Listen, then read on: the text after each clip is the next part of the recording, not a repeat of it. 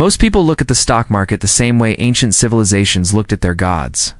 A force of prosperity, a judge of winners and losers, a place where wealth materializes out of thin air if you're brave enough to play the game. But what if everything you think the stock market represents, growth, value, innovation, progress, is a carefully constructed illusion? What if behind the glowing charts, the soaring tickers, and the billionaire success stories lies an economic machine built not on productivity, but on debt, distortion, and coordinated manipulation? Today we go deeper than the headlines, deeper than the analyst predictions, deeper than the myths that kept this system alive for a century. Because the world's stock markets are not what they seem. They are not reflections of economic reality. They are not measures of actual wealth. They are fragile fortunes floating on an ocean of invisible debt. Welcome to the Fiscal Archivist, where money, power, and history collide, and the financial illusions finally fall apart. Before we tear back the curtain, we need to rewind. Because this story began long before Wall Street glass towers existed, began in the early 1600s. The small Dutch trading company and a financial experiment that would shape the next 400 years.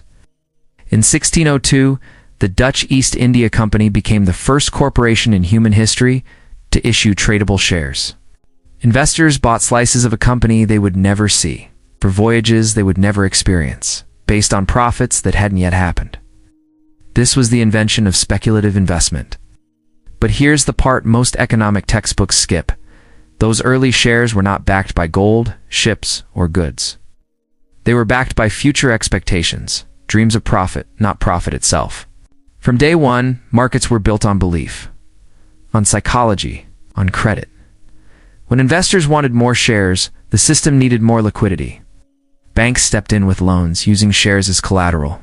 For the first time, debt artificially inflated asset prices. A feedback loop was born. The stock market wasn't created to measure value. It was created to manufacture it. And like every human-made illusion, it grew until it broke. Fast forward to the late 1800s, the United States transformed from farmland to industrial powerhouse.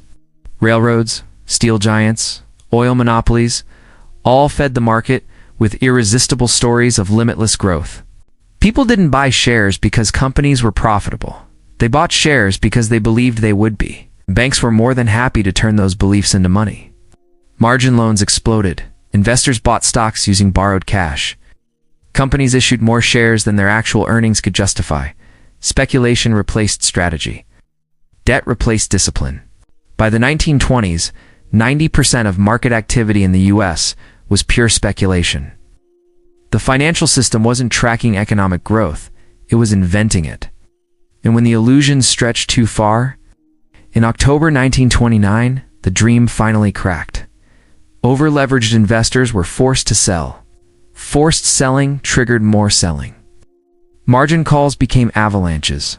Companies once worth fortunes evaporated in days. But the most uncomfortable truth is this. The United States didn't learn from 1929. It simply rebuilt the system with new tools, new language, new regulations, but the exact same addiction. Debt would become the oxygen of modern markets. After World War II, America rebuilt the global financial system through the Bretton Woods Agreement. The dollar became the world's anchor. Capital flowed across borders. Companies expanded faster than their earnings could naturally support. To keep up, they did the one thing Wall Street never admits out loud. They used debt to inflate performance. Corporations borrowed to buy their own stock. Governments borrowed to stimulate markets. Consumers borrowed to keep companies profitable. Stock prices rose because debt rose. Earnings looked healthy because accounting language changed. Recessions were softened by printing money or lowering rates. The markets appeared stable, but only because the system flooded them with artificial support. The illusion had been perfected. Today's stock market is a machine engineered to rise regardless of real economic conditions. Here's how the illusion works. Corporations issue debt, not to build factories or create innovation, but to buy back shares. Buybacks reduce the number of shares in circulation. Fewer shares mean higher earnings per share. Higher earnings per share mean higher stock prices, even when real profit doesn't improve. This is not value creation. This is value manipulation. Meanwhile, central banks intervene every time the market trembles. Lower interest rates, emergency liquidity, bond purchases, bailouts disguised as stability measures. When markets fall, they are rescued. When markets rise, credit expands and pushes them higher. This is not capitalism. This is financial puppeteering. That's why the stock market can hit record highs while homelessness hits record highs. Why corporate profits soar while middle-class wages stagnate? Why recessions barely touch billionaires? The market left the real economy decades ago. It became a self-sustaining bubble, inflated by invisible debt no one wants to discuss. When most people hear debt, they think of government borrowing. But the real danger is hidden in these layers: corporate leverage, repo market, liquidity debt, derivatives exposure, consumer credit, shadow banking, pension obligations, margin loans, speculative leverage through financial instruments, off-balance sheet borrowing. Structured financial products no regulator fully understands. Each layer looks stable on its own. Together, they form a global tower that relies on one assumption: debt can always be rolled over. Interest rates will always stay low. The system will never be forced to face the bill. But history says otherwise. The dot-com crash, the 2008 collapse, the 2020 liquidity crisis. Each meltdown followed the same pattern. Debt rises, asset prices rise, confidence rises, fragility increases. Something snaps, the illusion collapses. Central banks step in, more debt is injected. The system reinflates, the cycle restarts. But with each cycle, the system becomes more dependent on manufactured liquidity. We no longer have markets. We have debt-fueled simulations of markets. And the next breaking point? It's already forming beneath the surface. Corporate debt at all-time highs. Margin leverage approaching dangerous levels. Derivatives exposure larger than the GDP of the entire planet. Consumers relying on credit to survive. Governments drowning in liabilities. Central banks running out of rate-cut ammunition. The system is not malfunctioning. It's doing exactly what it was designed to do. Inflate, break, inflate again. Each time concentrating more wealth and power at the top. Here are 3 takeaways for you. First, stock markets no longer measure economic health. They measure liquidity.